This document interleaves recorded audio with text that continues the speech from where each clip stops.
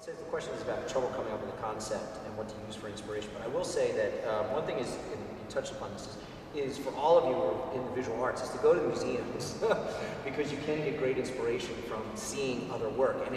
And what I will tell you is the other part is inspiration comes from travel. Whatever you can do, if you get outside of the northern New Jersey landscape, try to go across the Atlantic or south or to throughout the United States, you will find inspiration. And travel, I cannot stress that enough. Outside of your comfort zone.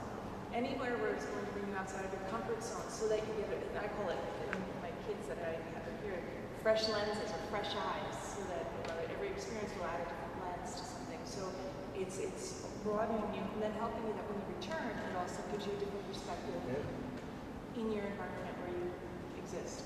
I think that it's also, it's traveling outside of your social circles. Yes. So even within this area, to try new things, join new clubs or get involved in different things that you would never, because every person that you meet and every interaction is a transformative thing. And we all go to the fringe in one way or the other, the fringe, the edges. Okay, so the next question is, do you have a piece that you're most proud of, if so, why? Pride for me is something that I actually really work to stay away from.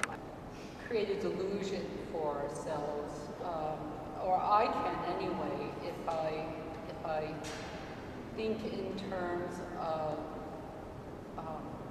something that I'm proud of.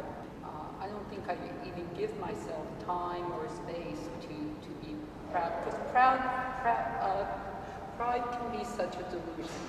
And carving granite, just the physical challenge of it, and the people that said that I couldn't do it, which I worked incredible hours, but at the end I felt a sense of, it's a sense of, I don't know what the word is, and if it's pride, I don't know, maybe, but I feel good that I survived it. Yeah. I think I like to tell a story about Giacometti, the great sculptor, painter, and he was at the Museum of Modern Art installing his retrospective show when he was like 60-some years old. And he's marching around saying, God damn it, I haven't done it. Damn it, I haven't done it yet. I haven't done it yet. And he just kept going around looking at this stuff and saying, I still haven't done it. And there's something in most artists that is like that, that is a drive where you still haven't done it yet. It's the next piece. So the work that's a little bit older, I have a sense of, but it's not about pride. It's about, there's this drive to keep going. So the next question is, when did you first call yourself an artist? Yeah, I didn't call myself an artist, though. Did you call yourself? I think we were all doing weird things. I mean, I grew up, my grandfather was a furniture maker, and he used to babysit me in the furniture shops and give me all the little wood blocks and paints, and he made me a tiny little saw that I could use, and I would create these sculptural things, paint them and everything, and he's like, oh, what do you make it? Like art. And so I always had some sense of that from a very early age.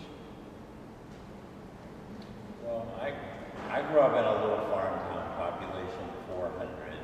There were 15 in my graduating class. There was no such thing as being an artist, a musician, a writer.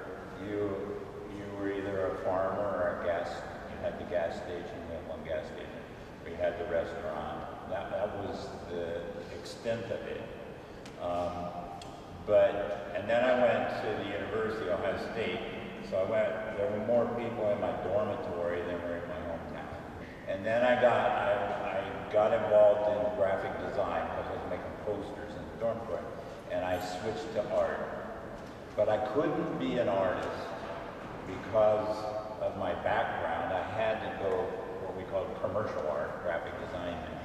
And I got involved with a photographer named Minor White, and it blew my mind, so that I say I got sucked into the cosmic vortex of photography. No,